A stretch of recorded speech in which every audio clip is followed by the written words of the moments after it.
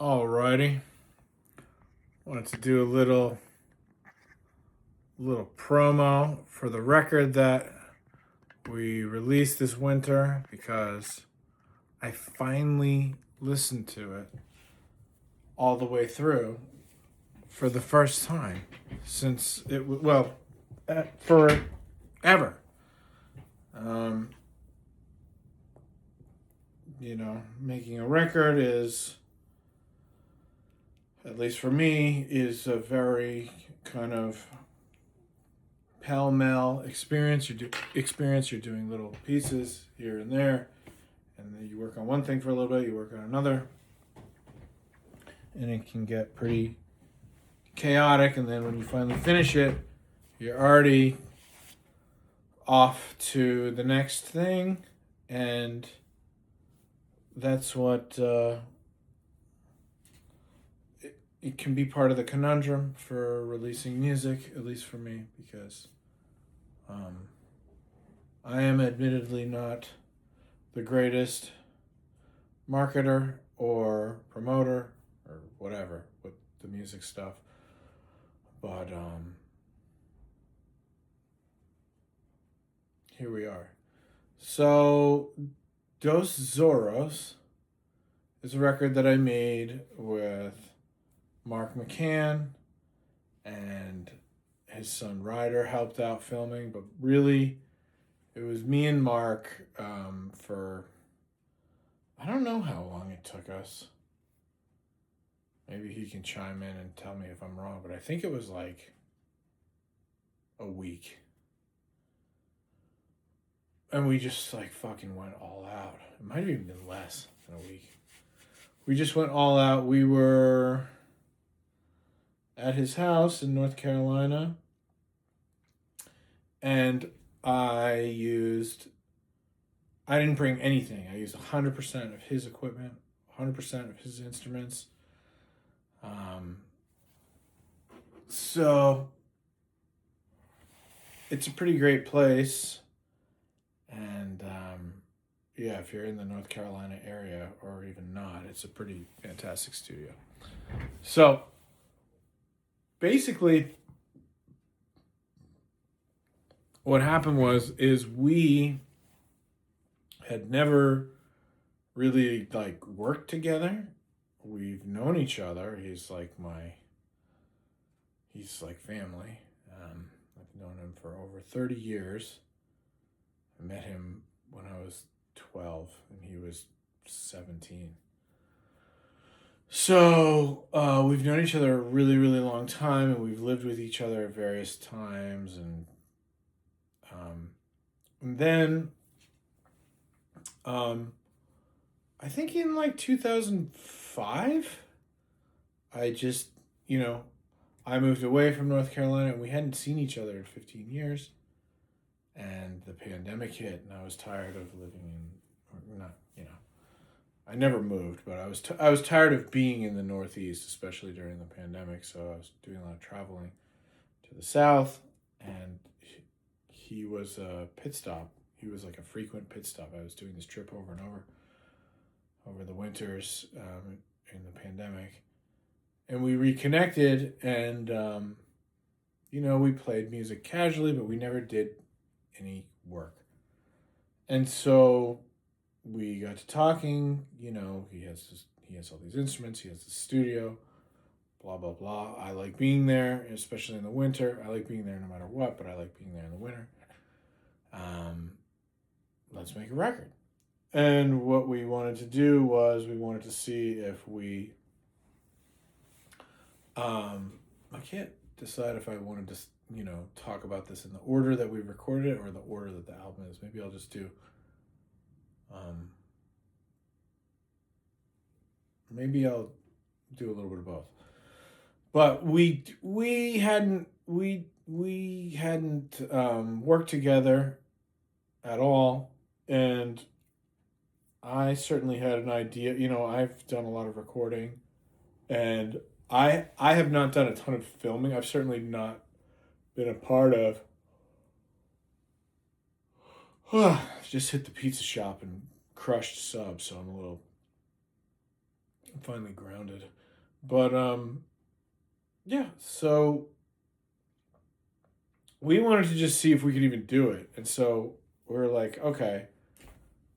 I think I said, let's just do one song with one instrument, one input, guitar with a microphone. Make a video, and we won't move on until we finish it. And if we finish it and we feel like moving on, we'll keep going. So we started with Benji, which is the final track on the record. It's an EP, so it's the fifth song. So we started with Benji, which is a piece that it's actually, in a lot of ways, the most complicated than the most composed piece on the record. It doesn't sound that way, but it is. And it's a written out piece, and I wrote it out, and it's pretty involved. And I was just like, well, whatever. I'll just do a pass through it. If we get it and we like it, whatever. Let's see if we can record something, mix it, master it, make a video, release it. Let's get proof of concept. So that's what we did, and we started with Benji, and with that, so that was intentional that we did. That's why we did just one input for that tune. It was just kind of a test run. So that song will be, I've always been I've always been influenced by people like Ennio Morricone, Burt Bacharach, John Zorn, Duke Ellington, Frank Sinatra, ... People that would rework their songs over and over throughout their careers and over the decades, and they, sometimes it'd be a duo, sometimes it'd be an orchestra, sometimes it'd be a rock, whatever. There's all these different versions, and so you don't necessarily do that with all your tunes, but Benji is definitely one that I have bigger arranging plans for, and I have performed it live with bands, I think. Just with the manuscript.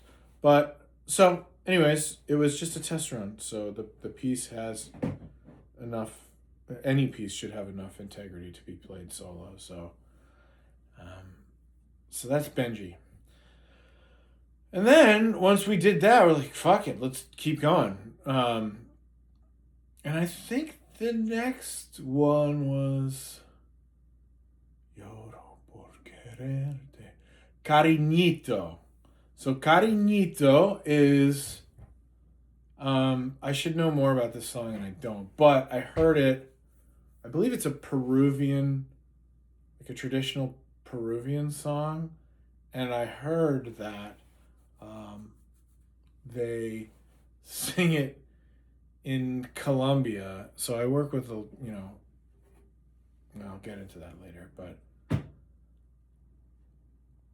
it was a song that I've loved for years, and then recently I was spending time with someone from Colombia, and they were telling me that, they were like, holy shit, you know this tune? We sing this during Christmas holidays in Colombia. So not exactly sure why, but they do, apparently. So that's how we got to Cariñito. We said, all right, well, we just did one input and we did several camera angles. Now let's do two. Let's try two. So we did piano and voice, one take. And it took a few, I definitely did not get it first try. But it was relatively simple, and it's a very emotional piece for me, for personal reasons, and I'm really happy with it. I think it captures something that is very naked in small ensemble performances. Something like two voices meaning a piano and a voice. The lower register piano stuff on that with the chords just and the way that we recorded it, it just makes me, it really makes me, I'm very proud of that song. I'm very proud of that recording. Oh, and by the way, I should talk a little bit more about Mark. Like, Mark was just killing it. I think he did like many camera angles for every single tune and edited it down. And so he was crushing it. And like, also just being super, he was doing a lot of heavy lifting. Like, most people don't do all this shit where they're like engineering and they're filming, and it's their fucking house and it's all their like he provided a lot. I would really like to see that studio, Kitchen Table Studios, fucking take off, because that is a killer. I'm going back. I mean, I would go back even if, he's my brother, so I'm going back no matter what. But especially now that there's like a killing studio there. So Cariñito was finished. I think we did it like in an evening. Got the piano tuned, and I think it sounded great. I'm really happy with it. And then I think from there we did Nobody Can Live Forever, which is the opening song. And fuck, I'm so happy with that one. That was kind of like, when we did that, we were kind of like, all right, we can, self-praise is no praise, but it kind of felt like we could do whatever we wanted at that point. Because like, okay, now we're overdubbing. I think there's like two bass parts. No, there's three bass parts. There's two arco parts. There's one Pitts part. So there's three upright bass parts, which was kind of breaking my own rule, but we just went with it. The idea for the record at first was we're going to do one track, the next one's two tracks, next one's 3, 4, 5.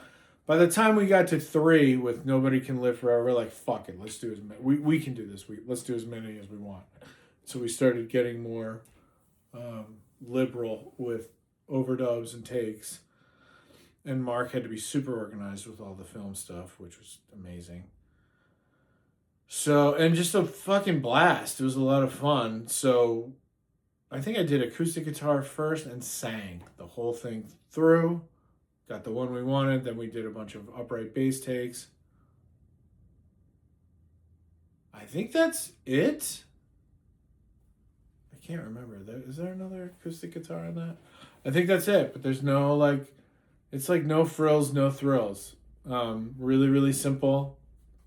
But we started like taking the training wheels off on that one.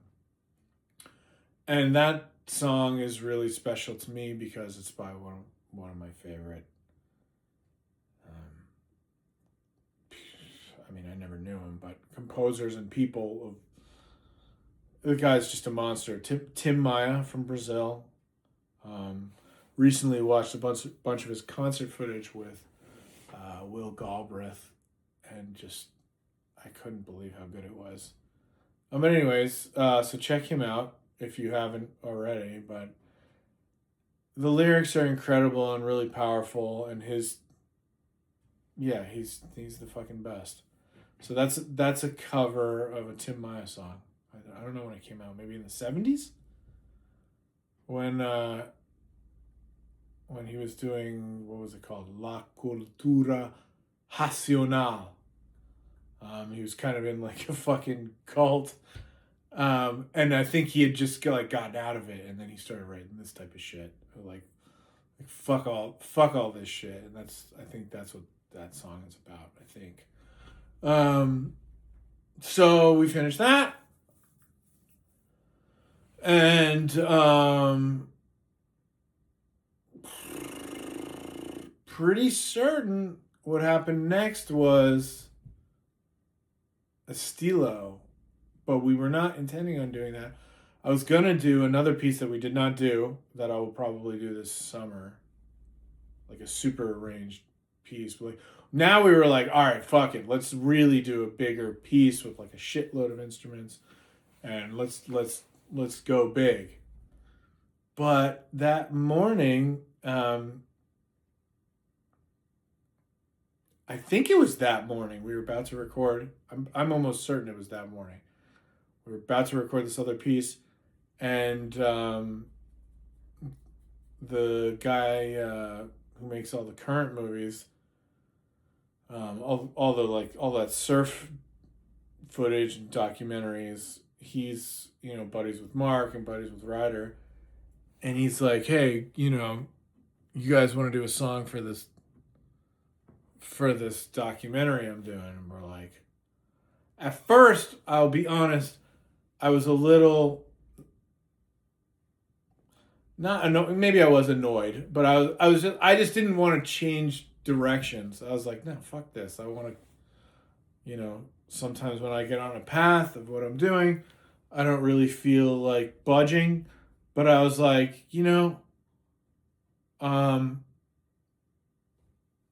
fuck, it just felt, after like thinking about it for a second, I was like, what do I care? What we record, we're having fun. He wants this. He knew that he wanted this kind of tempo, and I had written this piece called Mark Hangs 10. It was about Mark, and I wrote this like surf piece a few years ago, and I recorded it and did like this faster version of it. But I was like, okay, we could do it at this slower tempo, and I think it'll work. So we just got to work. We did a fucking shitload of overdubs. I don't remember how many, but we did like guitars, bass, percussion, drums. I played a flute that just like happened to be in tune with it, and a bunch of organ. Shout out to Mike Greenstein for hooking us up with the sickest organ. And we finished Estilo that day. Put a lot of work into it. Oh, and Ryder got a bunch of really great footage with his camera. That was just a fun day. That was like the best thing that could have happened that day. Was like, don't do the thing that you were gonna do. Work on this surf documentary and get this tune done for that, like, fast. So we did that.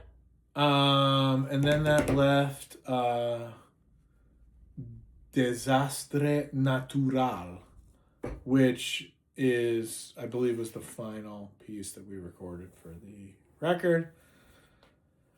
And that piece,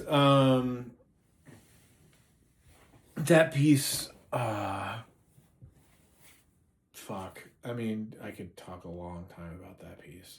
So that piece is written by Mike Patton, Dwayne Dennison, John Stenier, and Kevin Rutmanis from Tomahawk.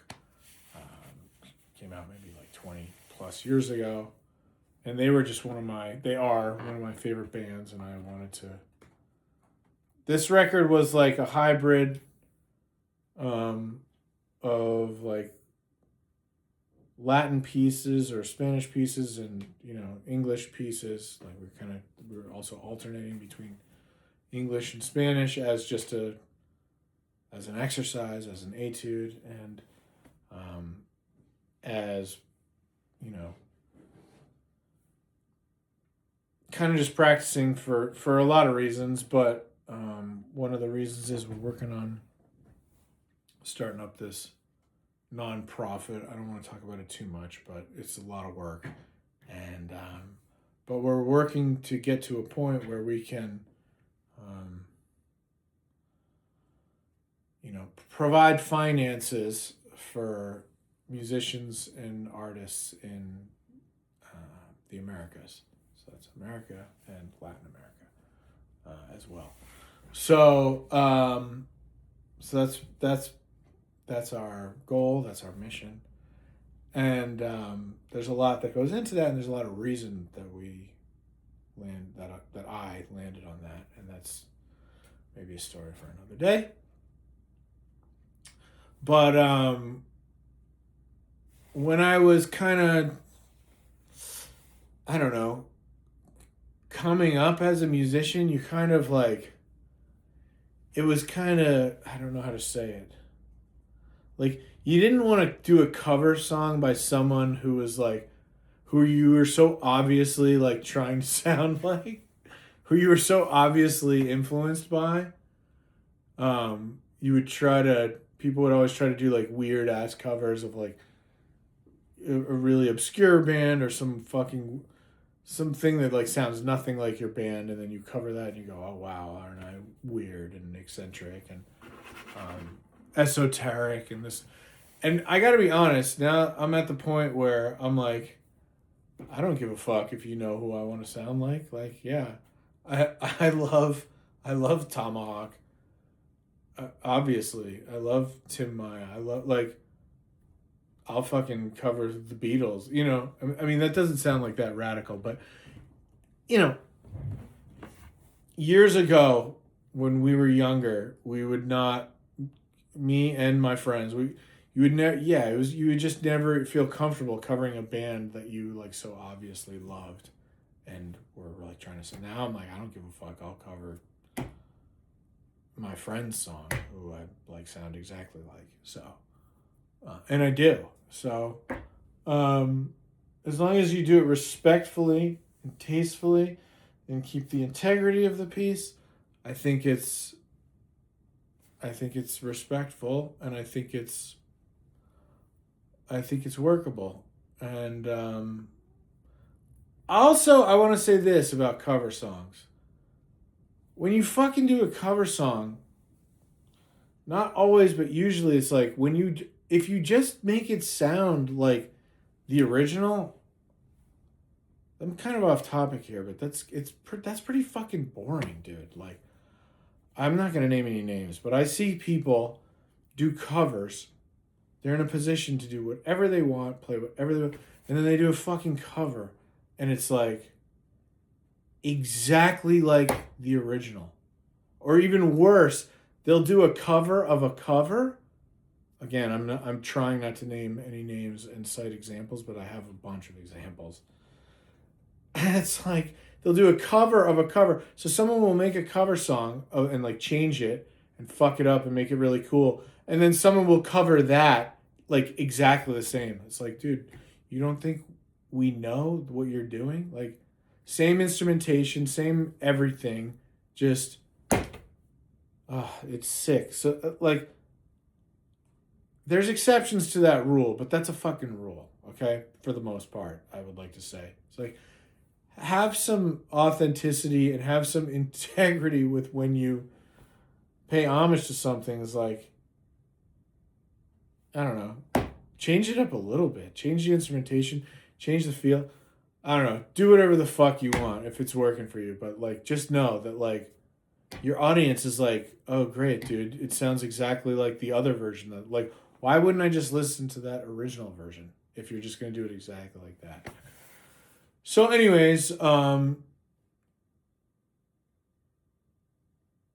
yeah, that's my fucking diatribe about covers. But change the instrumentation a bit, and that fucking piece was there's my anger coming out. But that piece was really funny because I kept fucking it up, and it's super long, and there's like a billion chords in it. And I was doing everything in one take. I was not punching shit in on that one. So if I made it to the end of 3 minutes and I made it to like 2 minutes and 54 seconds and I made a mistake, I'd have to do the whole thing over again. And that happened like 10 fucking times. And it was painful. And but it did provide some laughs, and we stayed up fucking late finishing that. So, anyways, so check out the record, and best way to support is, to listen to it and to share it and to, help spread it. When people hear it, that's the true goal. We want people to listen to this music. We want them to listen to it through good speakers. Obviously, come to the concerts, but for the recordings, listen to it through good speakers and or headphones, and enjoy it. That's the goal. So send it to your family, send it to your friends, and hit up Mark, and go use his studio. Hit up Ryder, have him film. Hit up Current. Current is spelled with a V. It's like CV on Instagram. CVRRENT. Hit him up. Tell people that they're doing great. Share the music, and if you want to donate. If you want to support, it's not a fucking. Donate's the wrong word. If you want to continue, if you want to support these things, so, I pay for all this stuff out of my own pocket. I front 100% of the money when I do these projects, and I fund that through my own work, and sometimes we make the money back with this or that, and sometimes we don't. So, if you want to help, that's probably the word. If you want to help get these projects going and breathe life into them, money is a great way to support. So you can Venmo. I'll put my Venmo and PayPal. Or if there's another way that you want to support, let me know. Send me a message, and if you want to support the cause, you know who I'm doing it with. So we've got another record.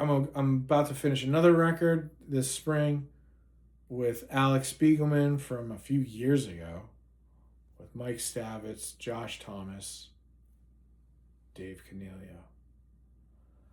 I think that's going to be a fucking full length. I haven't even heard the music in forever, but we think it's a full length.